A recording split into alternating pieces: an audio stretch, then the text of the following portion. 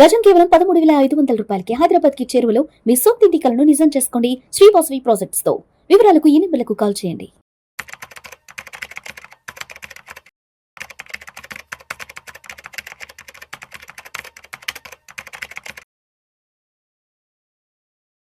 నమస్తే రవీంద్ర గారు.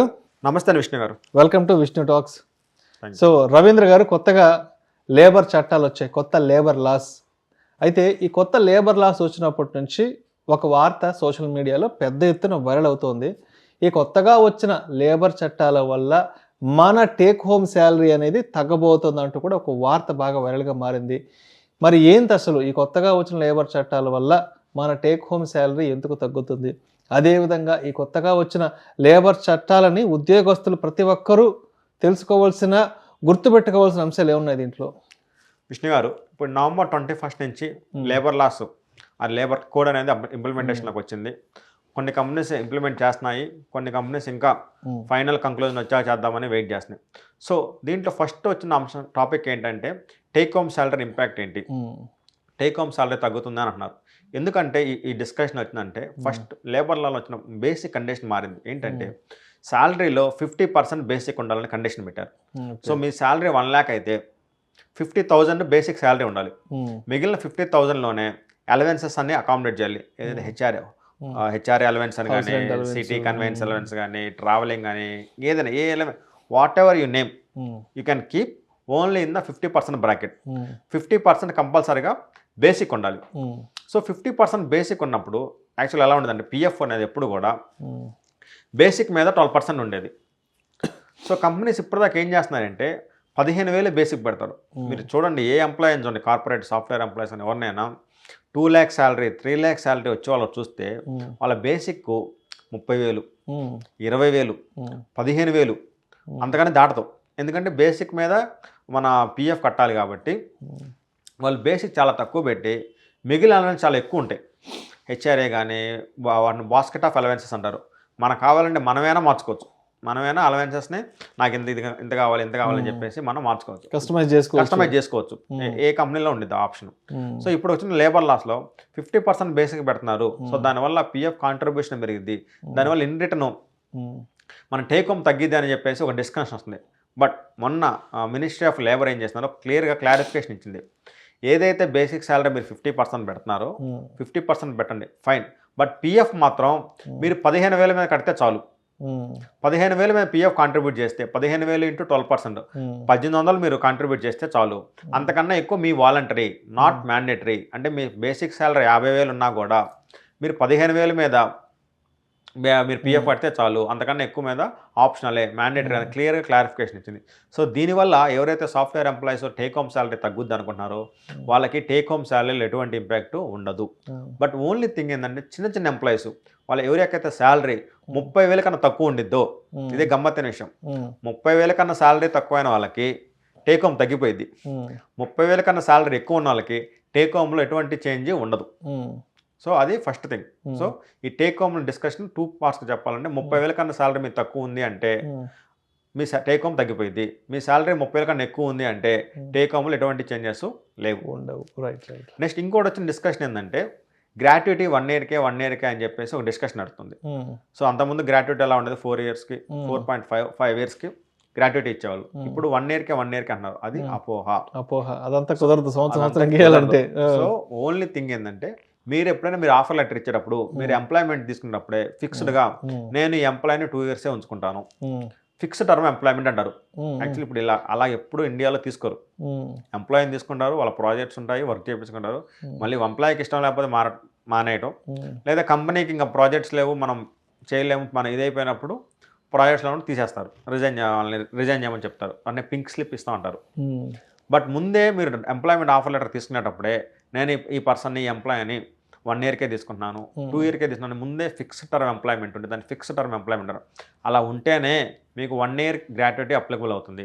లేకపోతే మీ గ్రాట్యుటీ యాజ్ యూజువల్ ఓల్డ్గా ఉన్న 4.5 years 5 years ఏదైతే ఉందో అదే అప్లికబుల్ అవుతుంది. సో గ్రాట్యుటీ 1 year అనేది ఓన్లీ అపోహ, అది నిజం కాదు. ఈ 2 చేంజెస్ మేజర్గా మనం తెలుసుకోవాల్సింది. నెక్స్ట్ ఏంటంటే ఎంప్లాయీ బెనిఫిట్స్ కోసం కొన్ని కొత్త చేంజెస్ తీసుకొచ్చారు. వాటిలో ఏంటంటే ఫస్ట్ది, ఎవరైతే ఎంప్లాయీకి 45 years దాటిందంటే వాళ్ళ కంపల్సరీగా కంపెనీ 30th ఏప్రిల్ లోపు ఎవ్రీ ఇయర్ హెల్త్ చెకప్ చెప్పాలి. ఫుల్ బాడీ చెకప్ అంటారు. ఇప్పుడు చాలా పెద్ద పెద్ద వాళ్ళు, కొంచెం డబ్బులు ఉన్న వాళ్ళు ఏం చేస్తారు, ఇయర్లీ ఒకసారి వాళ్ళ హెల్త్ బాగున్నా కానీ ఎందుకైనా మంచిదని చెప్పి ఫుల్ బాడీ హెల్త్ చెకప్ చేయించుకుంటారు. అది ఇప్పుడు కంపెనీ ప్రతి ఒక్క ఎంప్లాయీకి ఎవరైతే ఏజ్ 45 దాటిందంటే అది కంపల్సరీగా చేయించాలి.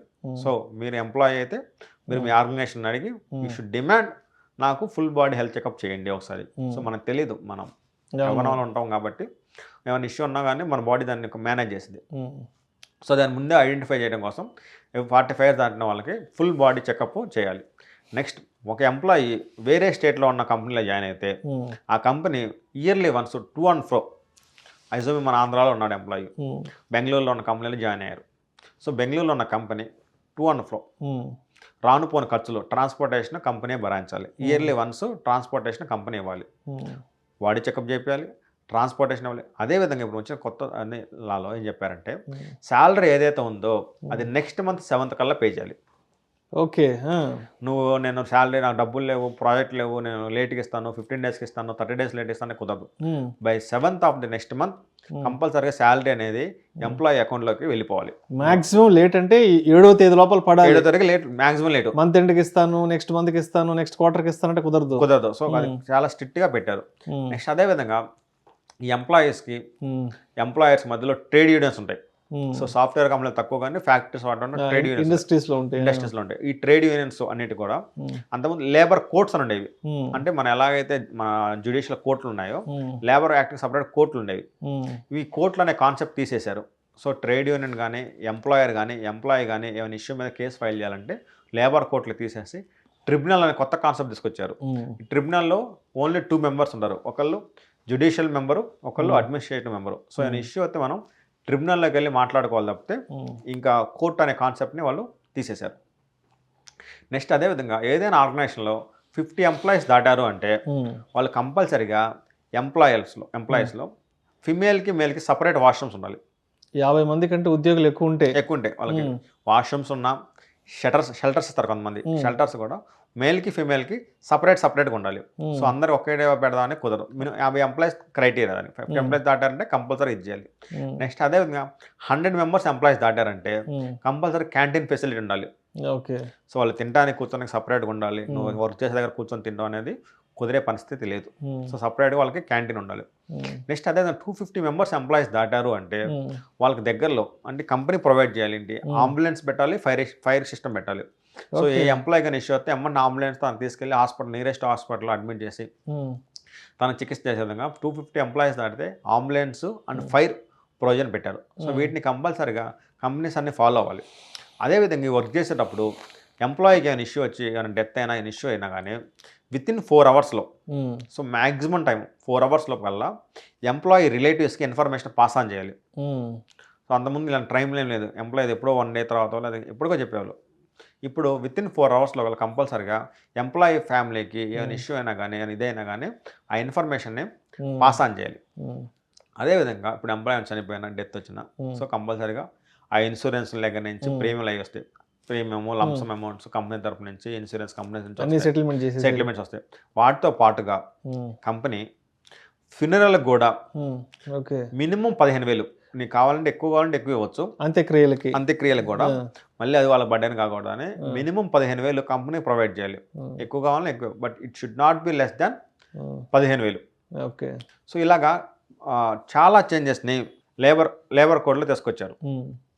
మన హెల్త్ గురించి చూసుకుంటాను, వెల్ఫేర్ గురించి చూసుకుంటా కూడా ఇవన్నీ తెచ్చారు. సో ఏదైతే న్యూ లేబర్స్ వచ్చినాయి అవి వస్తే కొంచెం కంపెనీస్కి డిఫికల్ట్ కానీ బట్ ఎంప్లాయీస్కి మాత్రం అది చాలా మంచి బెనిఫిట్ చేస్తుంది, మంచి రిలీఫ్ చేస్తుంది. సో ఇన్సూరెన్స్ పరంగా ఇటు వస్తాయి, మనకు రావాల్సిన బెనిఫిట్స్ వస్తున్నాయి, పర్క్స్ వస్తున్నాయి కాబట్టి. సో ఇవి మేజర్గా లేబర్ లాస్ వచ్చిన changes. Right sir. Thank you so much Ravindra గారు. కొత్తగా వచ్చిన లేబర్ చట్టాల నుంచి తప్పనిసరిగా మనం తెలుసుకోవాల్సిన విషయాలు, అర్థం చేసుకోవాల్సిన విషయాలు ఏమున్నాయి, తెలుసుకోకపోతే ఏ విధంగా నష్టపోయే అవకాశం కూడా ఉంది అనే దాని గురించి చాలా చక్కగా తెలియజేశారు. Thank you so much Ravindra garu. Thank you అండి విష్ణు.